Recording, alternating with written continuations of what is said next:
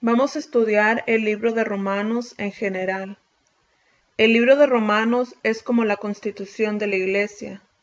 Sabemos que la Constitución de los Estados Unidos es el documento principal. Existen varios otros documentos, como la Declaración de Independencia y muchos otros. Pero para cuando surge una pregunta en nuestro país de cómo las cosas tienen que trabajar o funcionar, regresamos a la Constitución, o al menos deberíamos. Y bueno, en el cuerpo de Cristo se aplica de la misma manera, y verdaderamente podríamos decir que nuestra Constitución es la palabra de Dios completa. Pero lo que Dios hace mediante el apóstol Pablo, y claro, inspirado por el Espíritu Santo, es que en el libro de Romanos Él resume la totalidad de la doctrina que tú y yo como iglesia deberíamos de creer, cómo la iglesia debería de funcionar, cómo el creyente debería vivir su vida. Vemos todo esto resumido en el libro de Romanos. Y lo que necesitamos la iglesia es que tenemos que regresar a la palabra de Dios y necesitamos entender el libro de Romanos. Saben, el libro de Romanos fue el libro principal en el tiempo de la Reforma. La Reforma es ese periodo de los 1500 y 1600, donde Dios levantó a hombres como Martín Lutero, Juan Hus y muchos otros que Dios usó de una forma poderosa, que literalmente cambió Europa y tuvo una gran influencia en cómo este país fue formado. Mediante la Reforma, Dios usó el libro de Romanos como el libro principal para aquel movimiento de Dios tan grande. ¿Saben qué está pasando en estos tiempos? Es que Dios verdaderamente está trayendo otra reforma. No sé si se den cuenta o no, pero es lo que Dios está haciendo ahora con todos aquellos que están oyendo lo que el Espíritu está diciendo a las iglesias. Hay una reforma que está tomando lugar ahora. La palabra reforma significa reformar, rehacer, significa devolver a su forma original y se refiere a que algo ha sido quebrado y necesita componerse. Lo que sabemos que está pasando con la iglesia en general es que la iglesia ha sido quebrada. Hemos dejado nuestra fundación verdadera, la palabra de Dios. Y sabemos que toda la palabra de Dios nos dirige a Jesucristo y a su obra perfecta y suficiente en el Calvario. Nos hemos alejado del nuevo pacto, nos hemos apartado de la cruz. Y lo que Dios está haciendo ahora es que está llevando a todos aquellos que quieren oír y los está llevando nuevamente a la cruz, amén. De regreso al camino verdadero, al camino correcto, el camino bíblico, para llegar a esa relación con Dios. Y eso por medio de la gracia, amén. Teniendo fe en la obra terminada del Calvario.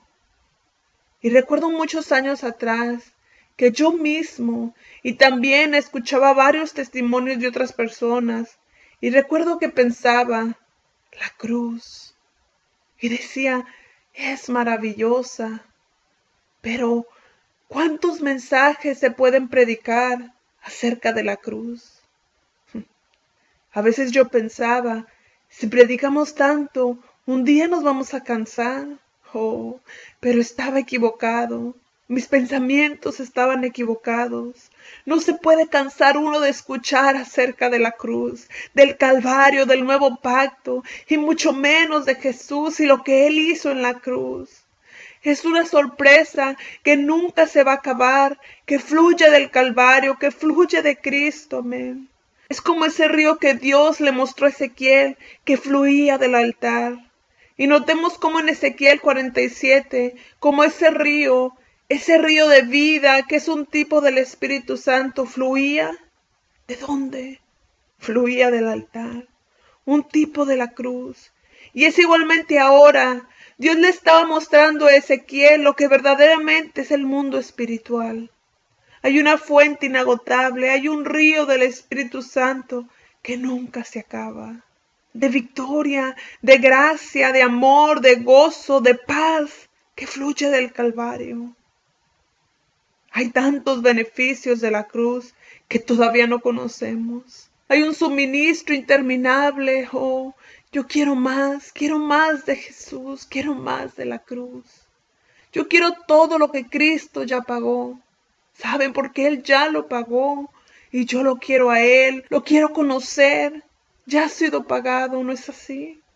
Todos los beneficios, y escuchen, no es Dios que los está reteniendo. Dios no es un Dios que tiene sus manos cerradas. Jesús no murió en la cruz con sus brazos cerrados, sino que murió en la cruz con sus brazos abiertos ampliamente. Y no creo que sea una coincidencia que Él haya muerto con sus brazos abiertos hasta más no poder. Es porque todo es un regalo gratuito. Y Él nos estaba diciendo, mira, aquí yo estoy pagando por todo, amén. Estoy pagando por tu victoria mediante mi muerte. Estoy muriendo por tu paz. Es algo que no podemos ganar, no podemos pagar, porque ya ha sido pagado y es gratis. Y yo quiero más de ti, Señor. Amén. El libro de Romanos es, como ya mencioné, el libro de la reforma. Y es lo que Dios está trayendo en estos tiempos. Una reforma en los corazones que quieren oír la voz de Dios. Esta tarde vamos a ver el libro de Romanos en general. Y después vamos a ver unos pasajes específicos. Y en este momento quiero darles un bosquejo de lo que habla el libro de Romanos. Primeramente, en los capítulos 1 al 3, vemos cómo Pablo describe que todo el mundo es culpable delante de Dios. Y lo dice claramente en el capítulo 3, versículo 10, donde dice que no hay ningún justo, ni aun uno. Todos nos hemos extraviado del camino, y todos hemos llegado a ser poco productivos, todos. Y en Romanos 3, versículo 23, él resume diciendo, por cuanto todos pecamos, estamos destituidos de la gloria de Dios. Y estos tres capítulos, capítulo 1, 2 y 3, Pablo los describe para enfatizar que todo ser humano tiene un problema. Y ese problema es el pecado, desobediencia en contra de Dios. Y la desobediencia del corazón no es solo un acto de pecado, sino que entra hasta lo más profundo de nuestro ser. Es lo que somos, esa naturaleza de desobediencia que recibimos por la caída, una naturaleza pecaminosa. Y el pecado es el problema del hombre. Después en el capítulo 4 y 5, Pablo nos habla de la justificación por fe, que somos declarados justos ante los ojos de Dios, no basado en lo que hacemos, sino en quien creemos. Amén.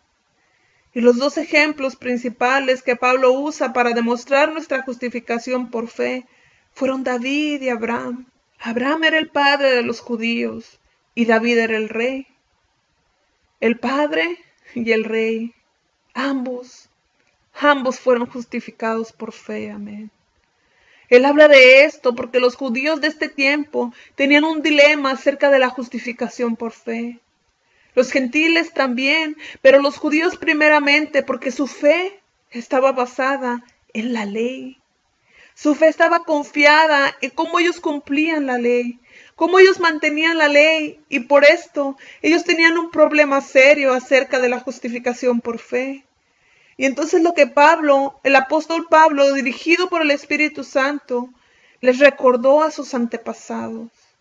Pablo les pregunta a los judíos, ¿cómo fueron justificados tus antepasados y llegaron a ser justos delante de Dios?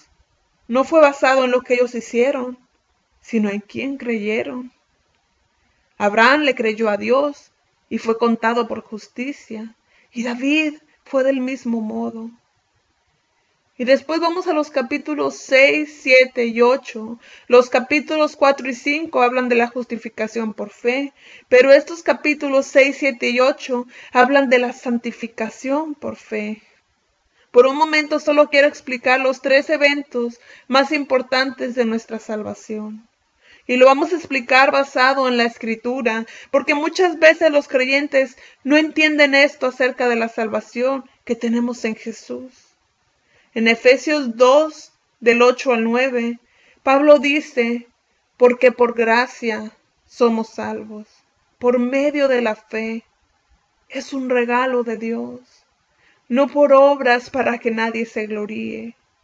Lo que es interesante es que muchos de los creyentes basan su salvación en esa experiencia inicial donde llegaron a ser salvos. ¿Se acuerdan? Cuando fuimos salvos. ¿Recuerdan cuando aceptamos a Jesucristo? Ese siempre tiene que ser el evento principal de nuestra vida. Ese fue el milagro más maravilloso cuando aceptamos a Jesucristo. Oh, pero escuchen, la salvación que tenemos en Jesucristo no está limitado a esa experiencia, a pesar de que fue tan genial. En ese momento fuimos justificados, sí, cuando Dios nos declaró justos delante de Él. Pero nuestra salvación también incluye nuestra santificación y nuestra glorificación venidera. Estos son los tres eventos principales que tenemos en nuestra salvación. En Jesucristo hemos sido justificados, estamos siendo santificados y en un día seremos glorificados. La justificación pasa en un segundo. En ese mismo momento, así, rápido, un día seremos glorificados. Dice la palabra que en un abrir y cerrar de ojos vamos a ser cambiados. Y entonces tenemos estos dos eventos, justificación y glorificación. Oh, pero en medio de estos dos eventos tenemos este proceso largo, muy largo, que parece que toma para siempre, el cual yo me refiero muchas veces como santificación. Hemos sido justificados, estamos siendo santificados y seremos glorificados. Pero estamos en este proceso, en este momento de santificación. En el momento que uno recibe a Jesucristo, el proceso empieza. Tu vida como hijo de Dios empieza. Y esa palabra santificación significa limpiarnos, significa hacernos santos. Existen dos aspectos de la palabra santificación. Existe la santificación posicional que tenemos en los cielos en Cristo, que ya fue completa, ya tomó lugar. Tú eres 100% santo delante de Dios en Cristo. Eres santo posesionalmente. Es como si Dios pone un círculo alrededor de ti y Él dice, todo lo que está en el círculo es mío, amén. Eres mío, has sido separado, no eres del diablo, no eres del mundo, ni siquiera eres de ti mismo, eres mío, has sido comprado con un precio y en ese sentido has sido santificado. Pero por otro lado está el aspecto condicional de la santificación. Nuestra vida aquí en la tierra, la cual no ha sido terminada, es un trabajo en proceso. Es como Dios le enseñó a Jeremías en Jeremías capítulo 18. Somos ese pedazo de barro en las manos del alfarero. Y el barro y nosotros no somos cambiados así, rápidamente. Toma algún tiempo, ¿verdad? Toma trabajo. En ocasiones el alfarero tiene que meter sus dedos entre el barro, o a veces el alfarero tiene que sacar desde lo profundo las áreas dañadas. Parte del barro que no se forma, las tiene que cortar, tiene que podar, tiene que podar el árbol. Dios nos tiene que podar y esa es la santificación. Poco a poco estamos siendo formados y transformados a la imagen de Dios. Esto no pasa instantáneamente, sino que es un proceso que dura toda la vida. Y no quiero tomar mucho tiempo en esto, pero hay personas que piensan que hemos sido salvos y hemos sido santificados condicionalmente en ese mismo instante. Que nosotros como hijos de Dios venimos a ser perfectos, sin pecado, en un instante. Pero lo único que tienes que hacer es ser honesto contigo mismo. Mirarte al espejo, preguntarle a tu familia, preguntarle al Señor, Señor, yo soy perfecto y no peco más. Y puedo asegurarles que el Señor les va a contestar, no, no lo eres. Ustedes y yo somos un trabajo en proceso. Estamos siendo santificados. Y como vimos, un día seremos glorificados. Y el mensaje de la cruz nos declara que del mismo modo que llegamos a ser justificados, somos también santificados. Y es del mismo modo que usted y yo llegaremos a ser glorificados. Nos muestra que Jesús es el autor y el consumador de nuestra fe, no basado en nuestras obras, y aunque vamos a hacer obras, sí, pero Él es el autor, el que originó, el que terminó y completó nuestra fe. Porque se requiere fe para empezar y se requiere fe para terminar. Así es. Y si se requiere fe para empezar y se requiere fe para terminar, pues también se requiere fe para continuar. ¿Sí tiene sentido? Se necesita fe en la obra terminada del Calvario. Y entonces tenemos estos tres eventos importantes en nuestra salvación: justificados, santificados y glorificados. Y nuevamente les digo, en este momento estamos siendo santificados si nuestra fe está anclada apropiadamente en la obra terminada de Cristo, en la cruz, y estás confiando en su obra y no las tuyas. Entonces así verdaderamente le dejamos al Espíritu Santo que nos dirija a ser santificados, como deberíamos de ser, no por lo que nosotros hacemos, sino que poniendo nuestra fe en lo que Cristo ya hizo en la cruz del Calvario. Ahora en el capítulo 6, Pablo se enfoca en la cruz de Cristo. Él ahí nos describe lo que significa la cruz, lo que hizo y cómo la aplicamos en nuestra vida. Explica cómo trabajan las cosas. Pablo nos dice en Romanos 6 que hemos sido bautizados en Cristo Jesús. Y así como fuimos bautizados en Jesús, hemos sido bautizados en su muerte, en su sepultura y en su resurrección. Que cada hijo de Dios que cree que Jesucristo murió, Él también muere. Tu viejo hombre muere y para ustedes las mujeres, tu vieja mujer muere. Fue crucificada en el Calvario. Morimos al pecado, morimos a los poderes de la naturaleza pecaminosa en nuestras vidas, pero solo mediante la cruz. Esto es en Romanos 6 y en Romanos 7. Pablo habla del hombre en relación con la ley. Y solo estoy resumiendo esto, pero lo que Pablo nos muestra aquí es que tú y yo, como hijos de Dios, no tenemos la victoria sobre nuestra naturaleza pecaminosa por medio de la ley. Y pueden preguntarse, ¿pero de qué está hablando, hermano? ¿Habla de los 10 mandamientos? Y bueno, incluye los 10 mandamientos, pero también incluye las leyes que nosotros como hombres hacemos. Que no somos justos delante de Dios basado en lo que hacemos, cómo actuamos y que también lo hacemos. Y lo que Pablo nos muestra en el capítulo 7 es su experiencia personal.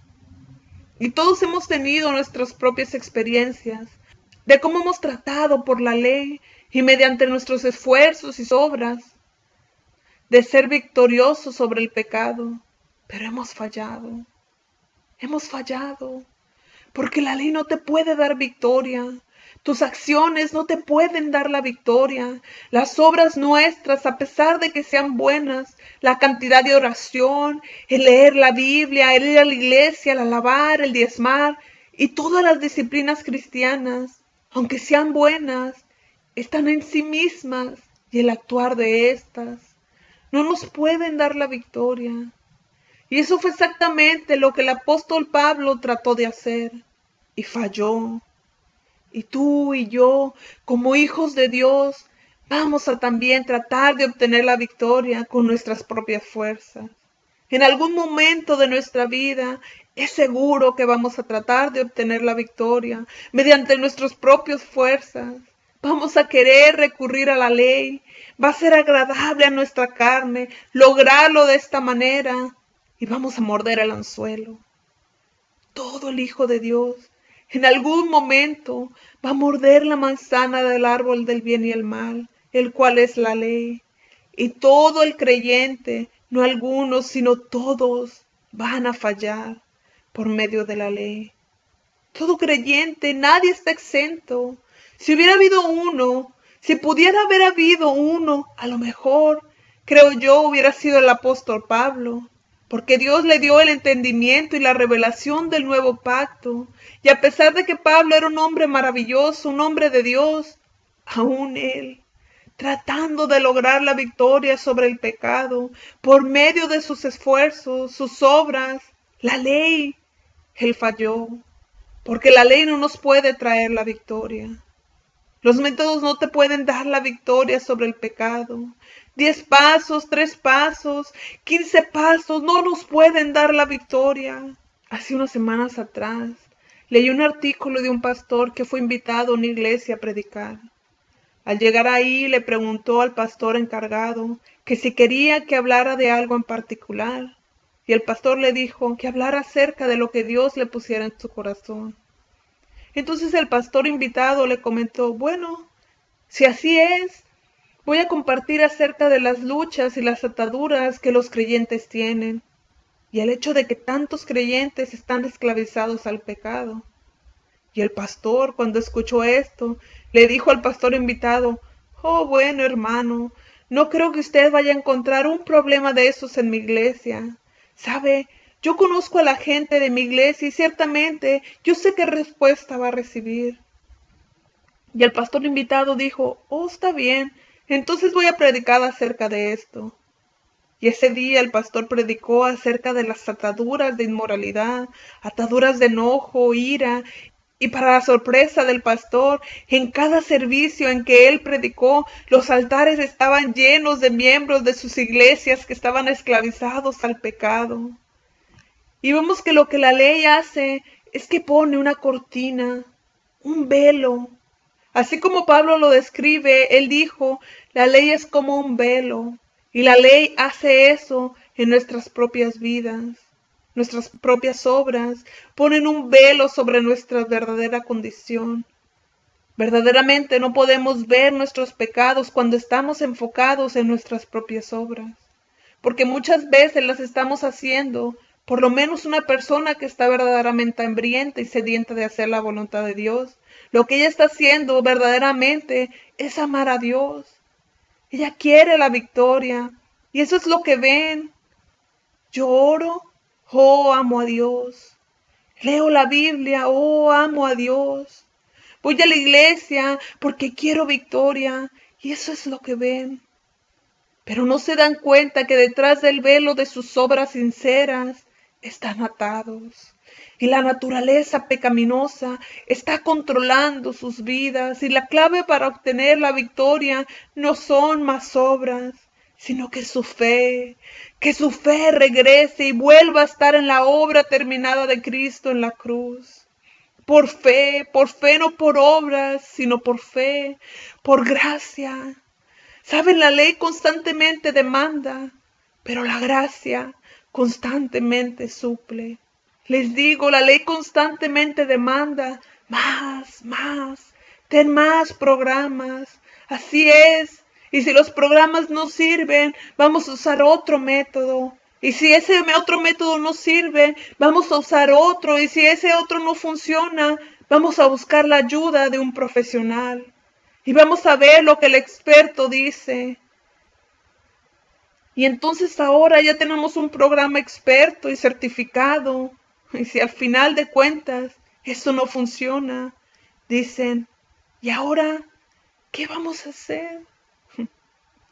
Miren, la iglesia en conjunto, por lo menos, para esos que yo creo que tienen un corazón para Dios, están en esa situación espiritualmente, tratando este programa, tratando 40 días con propósito, tratando 7 días y no funciona.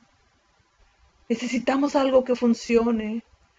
Y finalmente dice, necesitamos la verdad. Oh, y saben, Cuando el mensaje de la cruz es presentado, aquellos que verdaderamente tienen un deseo por la verdad, así como ustedes aquí y muchos otros afuera, cuando escucharon el mensaje de la cruz, fueron testigos en su espíritu que estaban tratando tantos programas. Muchos de ustedes estaban en el grupo de los carismáticos y sus vidas eran consumidas por los grupos carismáticos, donde todo estaba bien. Y unos otros de ustedes no estaban en este grupo de carismáticos, pero estaban en el tradicional, en la santidad. Oh, yo soy santo.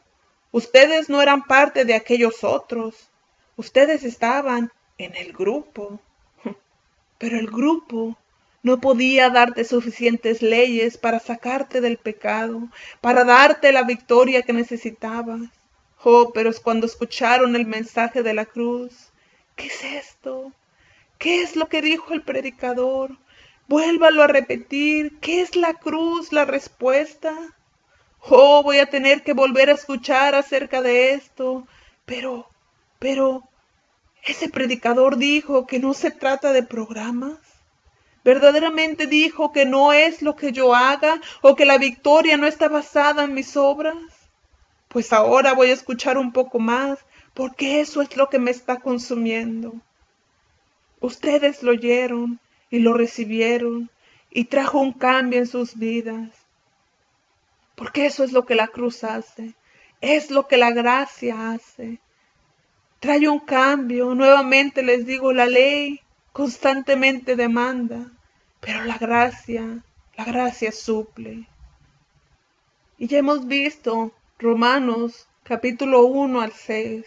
Y hemos visto cómo Dios nos habla en estos capítulos. Y vamos a dejar Romanos 7 en adelante para después. Pero quiero que entendamos esto.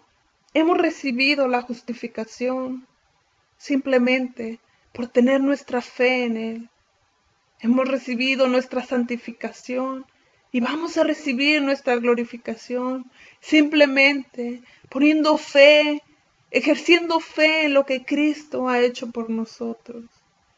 No confiemos en nuestras propias fuerzas, no confiemos en lo que nosotros podemos ofrecerle a Dios, sino que confiemos en lo que Él ha hecho por nosotros, en su sangre derramada por nosotros. Que la victoria sea por lo que Él hizo y no la tratemos de ganar por lo que nosotros estemos haciendo. Gracias, Señor.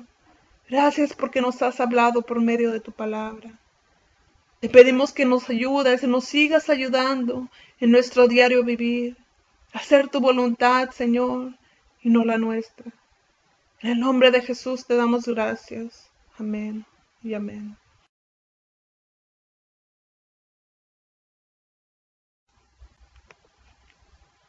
Vamos a continuar con el capítulo 7 de Romanos.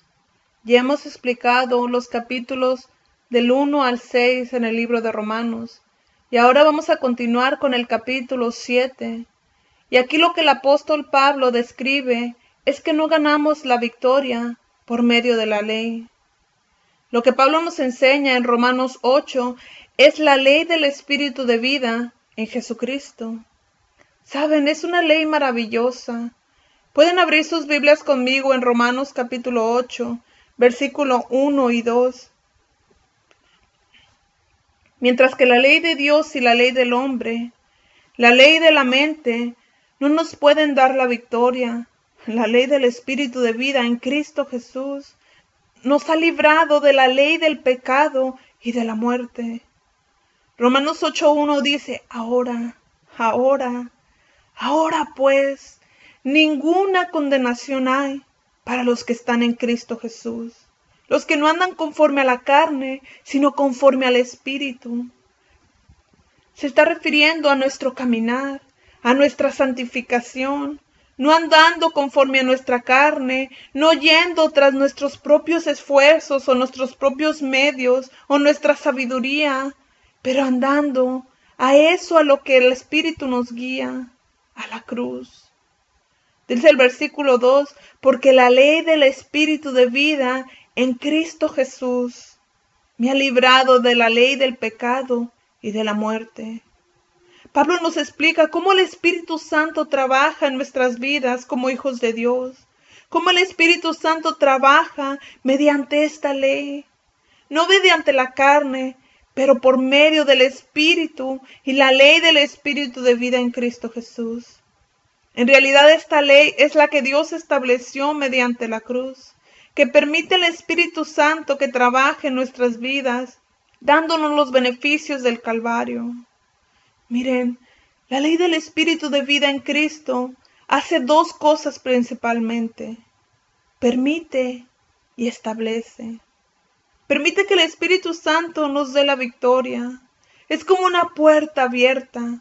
¿Sí me entienden? Esta ley es como una ley espiritual establecida en la cruz, establecida por lo que Cristo hizo en la cruz del Calvario. Ahora, Él abre la puerta para que el Espíritu Santo trabaje en nosotros, para traer salvación, pero también santificación. La victoria sobre el pecado nos provee su gracia, su misericordia, esa constante provisión que nunca se acaba, sino que es un fluir de todos los beneficios que Él permite y que el Espíritu Santo se mueva. Pero fijémonos en esto, la ley del Espíritu de vida en Cristo Jesús también establece. ¿Y qué es lo que establece? Establece los límites en los cuales el Espíritu Santo trabaja en nuestras vidas. ¿Y por qué hace eso? Porque es una ley. Y así como cualquier ley dice, si estás aquí estás bien, pero si te pasas fuera de los límites, las cosas no van a funcionar. Si quebrantas las reglas, va a haber una sanción. Pues la ley establece límites. Y la ley del Espíritu de vida en Cristo Jesús establece los límites en los cuales el Espíritu Santo trabaja. Y esos límites están en Cristo Jesús, en Jesús. Y cuando Pablo usó la palabra Cristo Jesús, él no estaba separando quién era Él con lo que Él logró en el Calvario. El nombre Jesús significa Salvador. Eso declara quién es Él y lo que Él hizo. Bíblicamente no se puede separar quién es Él y lo que Él logró en la cruz del Calvario. Y entonces los límites de cómo el Espíritu Santo trabaja en nuestras vidas es verdaderamente la obra terminada que Jesús logró en el Calvario. Y hay un requisito para esa ley, y es simplemente fe. No simplemente fe en la palabra de Dios. Mucha gente afirma que tienen la fe en la palabra de Dios, pero su fe no está enfocada apropiadamente. Mucha gente tiene una fe muy amplia, dicen, bueno, pues yo creo en Dios, o creo en la Biblia, o yo creo en Jesús. Pero, ¿en qué verdaderamente estás confiando en tu vida diariamente? ¿Por cuál ley estás viviendo? ¿Es tu propia ley? ¿La ley de tus propios pensamientos? ¿O es la ley del Espíritu de vida en Cristo Jesús? Y una cosa que la ley requiere de ti y de mí como hijos de Dios es que nuestra fe se quede y permanezca y continúe en la obra terminada y perfecta de Jesús en la cruz. Y pueden preguntarse, ¿entonces eso quiere decir que no tengo que creer en la Biblia? Claro que no. Tú tienes que creer en la palabra de Dios, porque cada palabra que está escrita en la Biblia habla de Jesucristo y lo que Él hizo en el Calvario. Jesús el Salvador, el Cordero, Él es la palabra. Puesto los ojos en Jesús, el autor y consumador de nuestra fe. Y entonces esa ley requiere una sola cosa, que nuestra fe permanezca en la obra terminada de Jesucristo.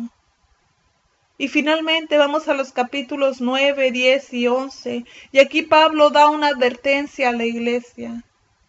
Muchas veces se piensa de estos capítulos que Pablo solamente nos está diciendo cómo falló Israel y cómo Dios finalmente lo va a restaurar a aquellos que creyeron en Jesús al final de la gran tribulación. Y sí, Pablo definitivamente trató con esto, trató con Israel, pero ¿por qué trató con Israel de la manera que él lo hizo? La razón de por qué es porque Pablo está dando una advertencia a la iglesia. Vamos a Romanos 11:17. Pues si algunas de las ramas fueron desgajadas, y tú, siendo olivo silvestre, las ramas aquí está refiriéndose a Israel, y los olivos silvestres somos nosotros, la iglesia gentil, y tú, siendo olivo silvestre, has sido injertado en lugar de ellas, y has sido hecho participante de la raíz y de la rica savia del olivo. No te jactes contra las ramas, y si te jactas, sabe que no sustentas tú a la raíz, sino la raíz a ti. Al decir la raíz y el árbol ahí, se está hablando del nuevo pacto de Jesucristo, el Mesías, que tú y yo como parte de la iglesia gentil hemos sido injertados. Pues las ramas, dirás, fueron desgajadas para que yo fuese injertado. Bien, por su incredulidad fueron desgajadas. Pero tú por la fe, esto es para la iglesia, para ti y para mí. No te ensoberbezcas, sino teme, porque si Dios no perdonó a las ramas naturales, a ti tampoco te perdonará. Mira pues la bondad y la severidad de Dios, la severidad ciertamente para con los que cayeron, pero la bondad para contigo, si permaneces en esa bondad, pues de otra manera tú también serás cortado. ¿Saben? Pablo usó a Israel como el ejemplo principal y lo usó como una advertencia para nosotros, la iglesia, que así como Dios cortó a Israel, ¿por qué lo cortó? Dice aquí la palabra que por falta de fe. Él nos está dando una advertencia a nosotros, la iglesia, no solamente a la primera iglesia gentil, pero a la iglesia moderna. Así como Israel fue cortado, nosotros también podemos ser cortados por falta de fe. Y lo que Pablo está diciendo, la iglesia corporal, individual, ha dejado la cruz. No dejes que tu fe deje la cruz. No es poner tu fe en una cruz de madera o en un rito, pero deja que tu fe descanse en Jesucristo, quien es Él y lo que Él ya logró en el Calvario. No dejen la cruz, iglesia, no dejen el nuevo pacto, no se alejen de su fundamento, no vayan tras otras cosas, no vayan más allá. La cruz, permanezcan ahí porque ahí es donde está nuestra fundación. Esa es la raíz. Y si dejas la raíz, la fundación, por falta de fe, entonces tú también vas a ser cortado. Y la realidad es esta, que hay muchas personas en la iglesia ahora que ya han sido cortados, pero ni siquiera se han dado cuenta. Y pueden decir, hermano, usted está juzgando. ¿Saben? Dios conoce cada corazón individualmente y gracias a Dios por eso. Él puede ver a través de todas las muchas obras, los esfuerzos, a través de las máscaras que a veces nos ponemos, y Él ve nuestro corazón.